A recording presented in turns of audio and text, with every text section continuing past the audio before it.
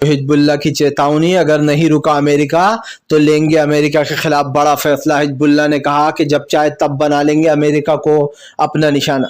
दरअसल दोस्तों आपको बताते चले, हमास और इजराइल की जंग में हिजबुल्ला का एक बड़ा रोल है। हिजबुल्ला ने साफ चेतावनी दे दी है कि अमेरिका लगातार जो है वो इजराइल का साथ देके बहुत बड़ी गलती कर रहा है।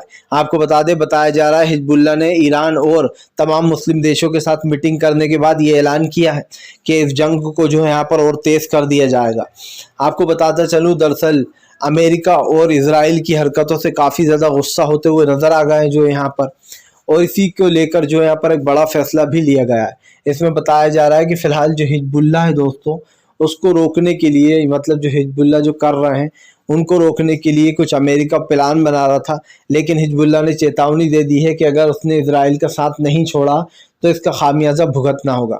आपको बताते चलें, यहाँ पर साफ बताया जा रहा है कि फ़िलहाल इजराइल और हमास की जंग में हिजबुल्ला का एक बड़ा रोल भी है दोस्तों, और इसीलिए हिजबुल्ला ने साफ कर दिया है कि फ़िलहाल वो इस जंग में कहीं ना कहीं भारी पड़ता हुआ नज़र आ रहा है दोस्तों इजराइल के ऊपर। हिजबुल्ला ने कहा है कि हम जब चाहे जब निशाना बना लेंगे अमेरिका को भी। उन्होंने कहा कि हमारी सिर्फ एक ही हमारा जो है यहाँ पर लक्ष्य है कि किसी भी तरीके से हमें फ़िलिस्तीन के मासूम लोगों को बचाना है। दरअसल दोस्तों लगातार फ़िलिस्तीन के मासूम लोगों के ऊपर अत्याचार हो रहा है और इसीलिए हिजबुल्ला भड़का हुआ है।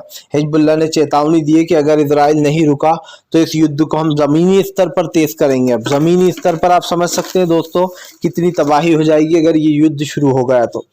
यही नहीं, हालांकि दोस्तों इजराइल के रुख लगातार नरम पड़ रहा है। इजराइल जो है वो सोच रहा है कि किसी भी तरीके से अब इस युद्ध को मैं रुकवाऊं, क्योंकि जाहिर सी बात है दोस्तों, नेतन्याहू एक चीज़ समझ चुका है कि इस युद्ध को अगर नहीं रोका गया तो तबाही पूरी तरीके से मच जाएगी। आप भी एक चीज़ जानते होंगे कि जब से इजराइल फ़लस्तीन का झगड़ा शुरू हुआ है दोस्तों, तब से कहीं ना कहीं पूरा मैटर जो है इधर से उधर हो गया है। अगर एक तरीके से देखा जाए तो हमास और फ़िलिस्तीन इजराइल की जो लड़ाई थी दोस्तों, वो फ़िलिस्तीन के उससे ही शुरू हुई थी, क्योंकि फ़िलिस्तीन का समर्थक बना हुआ है हमास और उनकी रक्षा भी कर रहा है। तो ये कहना गलत नहीं होगा दोस्तों कि इजराइल ने 56 सालों तक मासूम फ़िलिस्तीनियों पर अत्याचार किया। यही नहीं, इजराइल ने एक और नाटक शुरू कर दिया अमेरिका के कहने पर कि वो 3 घंटे तक अपनी जंग को बंद रखेगा गाज़ा पट्टी में, ताकि वहाँ पर फंसे हुए लोग निकल पाएँ और दक्षिणी की तरफ जा पाएँ, दक्षिण गाज़ा की तरफ। लेकिन दोस्तों आप समझिए, पिछली बार भी उसने ऐसा ही कुछ कहा था और वहाँ पर भी हमले किए जा रहे थे, जहाँ पर बेचारे वो लोग कह रहे थे कि हम यहाँ पर भी सुरक्षित नहीं है, क्योंकि उन्हें पश्चिम की तरफ भेजा गया था और वहाँ जाने के बाद भी वहाँ पर भी हमले किए जा रहे थे, जिसके बाद कई लोग मारे गए थे। यही कारण है जो गाज़ा पट्टी को खाली कराने की हालांकि जो बाइडन ने बात कही है। जो बाइडन को चुनाव हारने का डर है।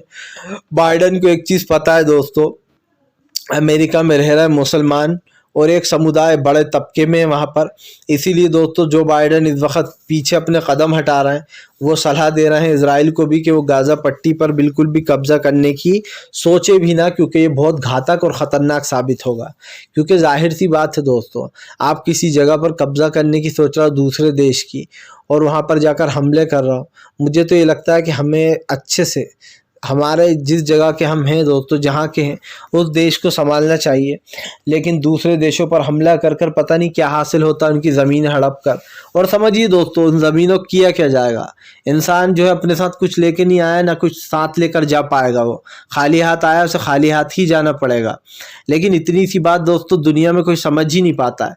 हर जगह इसी तरीके के लफड़े। आप देख लीजिए, चीन लगातार हमारे भारत की ज़मीन, इंडिया की ज़मीन को हड़पता जा रहा है और हमारे यहाँ की सरकार कह रही है कि ऐसा कुछ नहीं है। कब तक हम चीन को डिफेंड करते रहेंगे? कब तक हम चीन से जो है यहाँ पर दोस्तों डरते रहेंगे? चीन को हमें मुंह तोड़ जवाब देना चाहिए।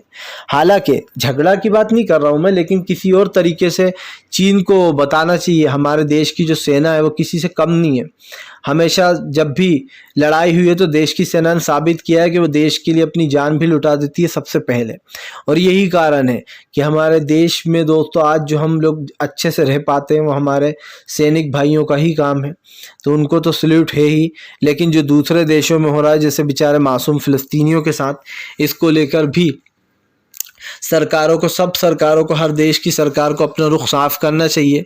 इजराइल को निशाने पर लेना चाहिए और खरी खोटी सुनाना चाहिए, ताकि इजराइल के पल्ले पड़ सके कि फ़िलहाल वो जो भी कर रहा है वो गलत है। और फ़िलिस्तीनियों के साथ अत्याचार तो हो ही रहा है। ये बात तो कोई झूठी तो है नहीं, सब देख रहे हैं दोस्तों, सबको पता है कि क्यों हो रहा है ये।